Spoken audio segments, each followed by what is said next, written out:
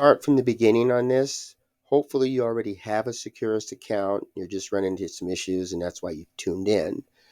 But when you set up the email, you go to sign up and then sign up for e-messaging.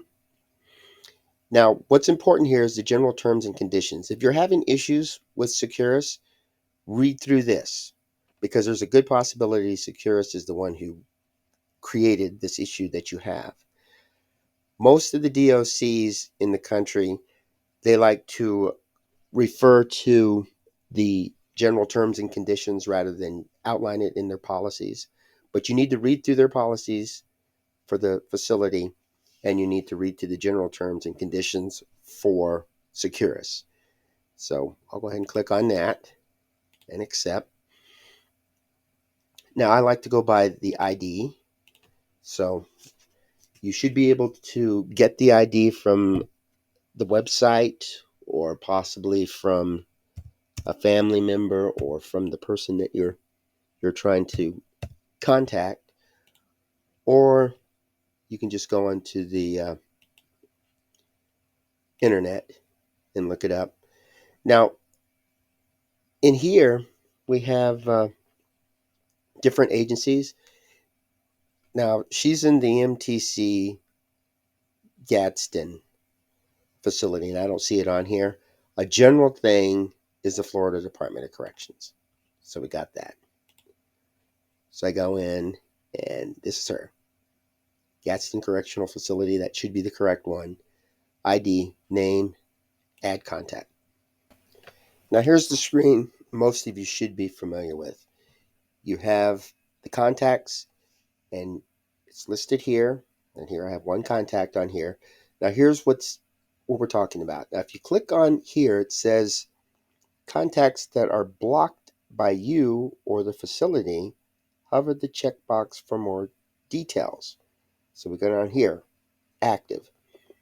I can send and receive e-messages, but if I do this, this action will block her from receiving sending messages to you. And then I say confirm. And there it is. She can no longer send messages to me. And I'm not sure what shows up on her end, but it should just kind of take me off to the point where I can't send. Now, the same thing happens on the other side. My name pops up. She doesn't want to talk to me, so she can block me. And then you go over here, and you have blocked this contact from e-messaging with you. That's the nice thing about Securus. You don't have to call a facility. You don't have to request anything. You can just block. And the people on the other side can block too. So there's really no reason for the facility to block because somebody doesn't want to talk to you. They'll be blocking it for another reason. And then you can go back in, and this action will unblock her from sending received messages to you, and you say confirm. And now we're good to go. Now let's say I want to add another contact. Once again, I do the ID, and then I go in and type the number.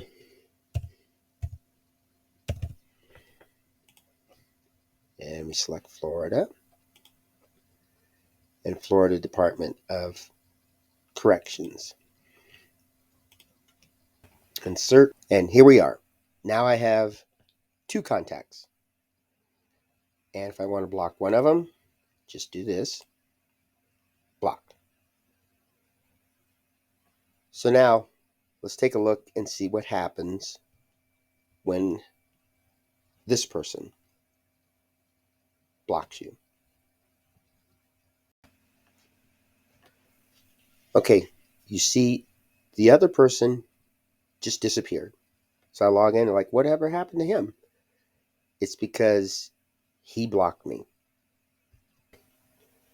Now on this screen, we go up here and you look at this.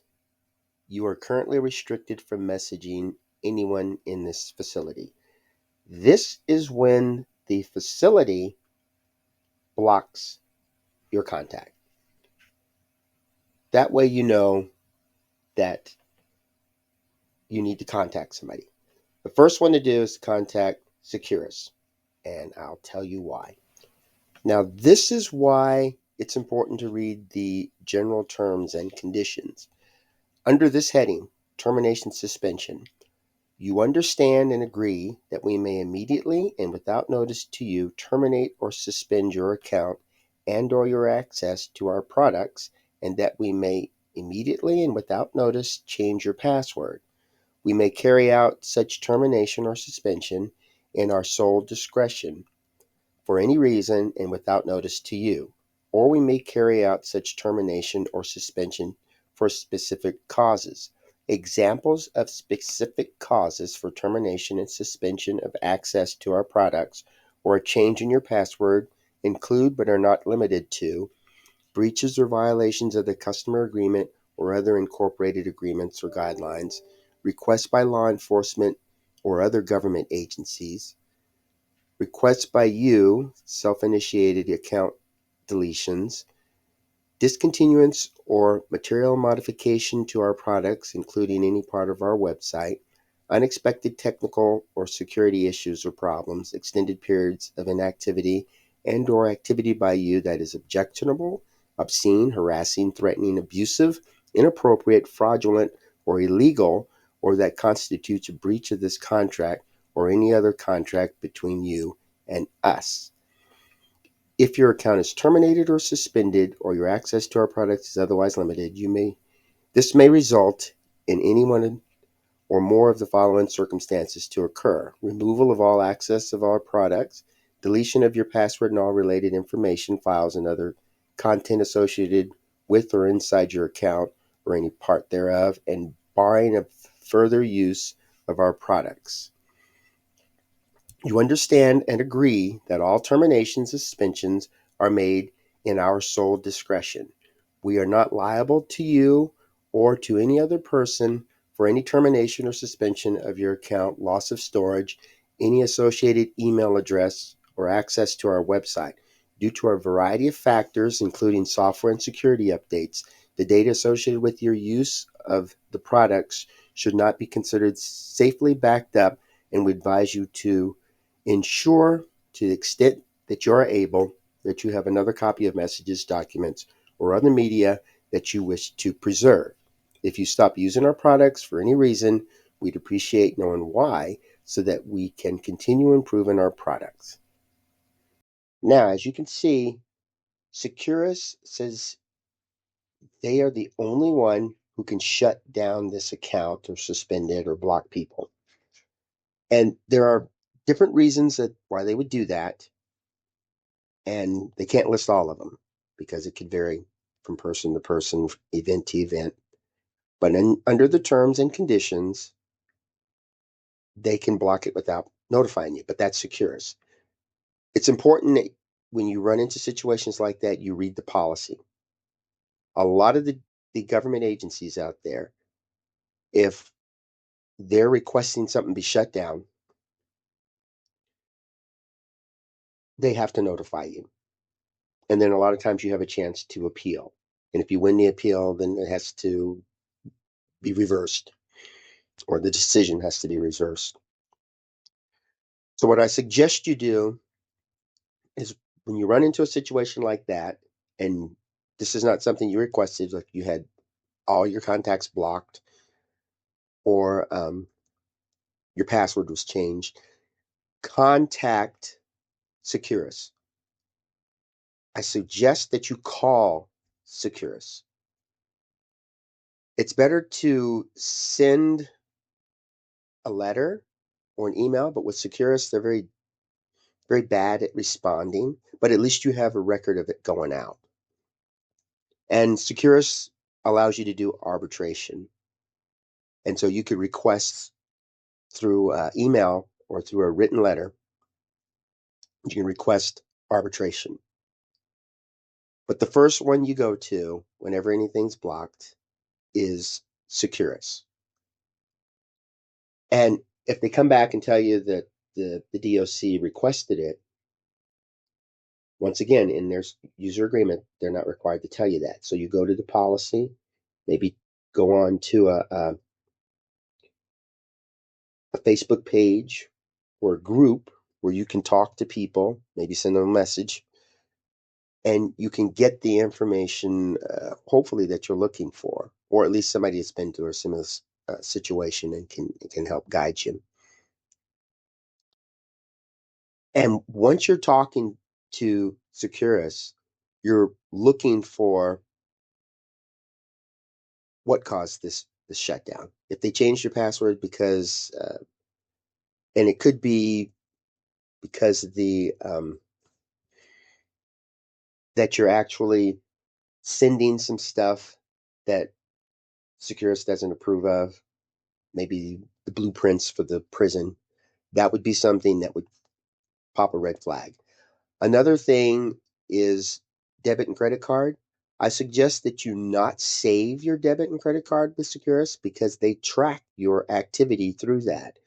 So let's say your brother or a cousin or friend or parent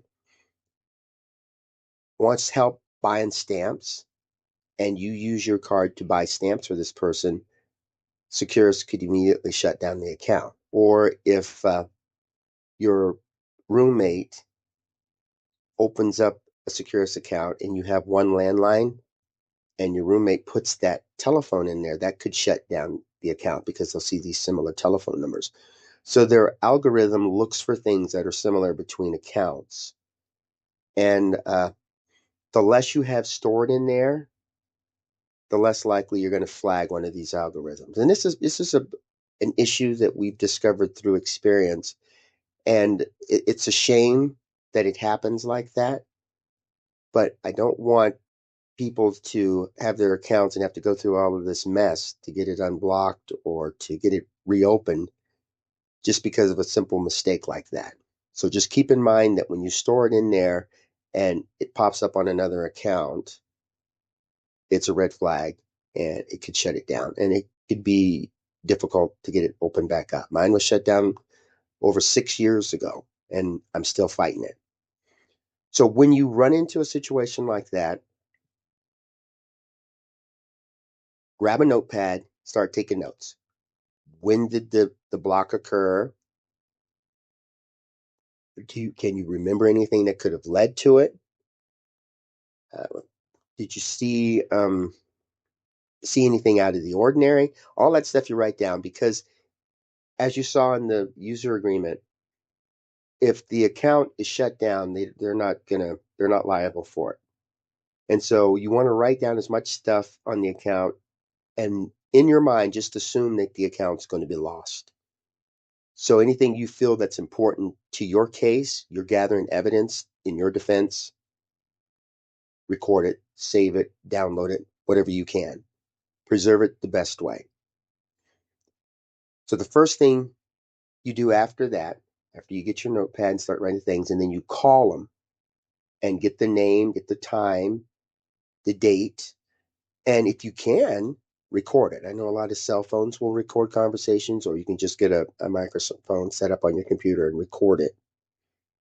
Government agencies, most of them, double check with your uh, your laws in your state. You don't have to tell the person that you're recording them if you're calling a government agency. In the state of Washington, you don't.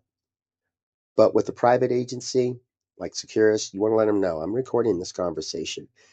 And for them to say, "Oh, I don't want to talk about it," you have to look at it like this: if there's silence, they're asking you. This is the way you should see it, at least. If they're being silent, it's more or less like find somebody else to help you, or they could be hiding something. Don't make assumptions. Just think that there's different reasons why a person would be silent or not want to be recorded, and that could work to your advantage in the future.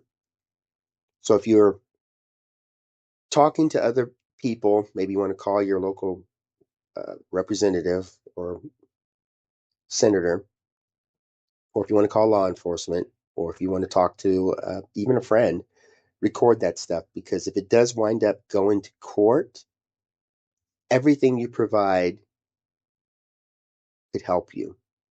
And if you have gaps, it's like, well, when was the last time you contacted this person and you can't remember? It looks bad on you. So just record these things. So you want to set yourself a goal. That's the first thing. So you look at it. What's your goal? Most likely unblock this account. And then the second thing you want to do is gather information for a court case. Just make it like you're going to go to arbitration or you're going to go to civil court and you're going to try to resolve this. So you want to present your case to be very, very strong. And the third thing that you want to do is stick with it. Don't give up. The reason people do this is because they get away with it. I've learned that because I speak to a lot of incarcerated people. And if they feel that they're not going to get caught, their personal needs outweigh any risk. And these businesses and these government agencies, if they keep pushing you back, and that's a common thing, we can call down there and say, I'm having issues with my Securus. Okay, we'll look into it. You might get a note, oh, it's going to take us a little bit longer. We need another week, another 2 weeks, and then you don't hear from them. There's some email services that allow you to schedule email. So if you send an email out to either the Department of Corrections or Securus, maybe you can schedule a follow-up a week later and just keep going. Just bombard them with emails. Anybody can tell you that if you keep knocking at the door, it's very hard to continue to ignore that. You keep these things in mind, you can get this resolved.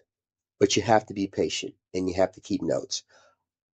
A good way to keep busy, read through the state laws, read through the federal laws, talk to people, reach out to advocates. A lot of times the ACLU, you can present something to them and they can give you some resources to go by. And you can even do an online search and get them. And that will keep you busy while these people are just kind of dinking around with your issue. But if you can get an advocate on your side to help work with you, that's a great thing too. And that's what I do. I'm an advocate and I constantly bug these DOCs. And I don't mind it because every time I get involved with this, I learn something. And it's great to share that knowledge with other people and help them get to it. Especially if you get through this okay, you're beginning to feel a little more empowered. So if somebody asks you, how did you do it? You'll have your notes and you'll have people that you contacted. And so you can help lead them in the right direction. Once we do this enough, we'll be able to stop this procedure and maybe you'll get a little more detail because if somebody blocks your account, maybe we can force Securus to tell us why and give us the details rather than contact your DOC. They're the ones who shut down the account, so they should be responsible for it. And just because a DOC says shut down this person's account shouldn't be enough reason to do that. There should be a lot more detail to it. And in some cases, and I hope you understand this, if law enforcement is looking into it, maybe you got caught up in the chain of evidence and they're telling you they're doing an investigation, just kind of sit back, give them a chance to do that. It doesn't mean you're guilty of anything. It could mean that you happen to send an email to somebody who's a suspect and they're looking over it. Or maybe you were conned by somebody and you haven't heard anything about it yet. At least let law enforcement do it. You can ask them questions, but if they kind of back off or kind of give general answers, hopefully you can be a little more respectful to them. But Securus and the DOC come at them full force. They shouldn't be doing this kind of stuff and leave you in the dark. You need to know everything. Pretty much everybody's under the Freedom of Information Act, and government agencies should give you all of that stuff. If it's Securus's fault, then Securus needs to deal with it, do the arbitration, contact legal counsel. If the DOC is doing it, you have a lot more in your corner.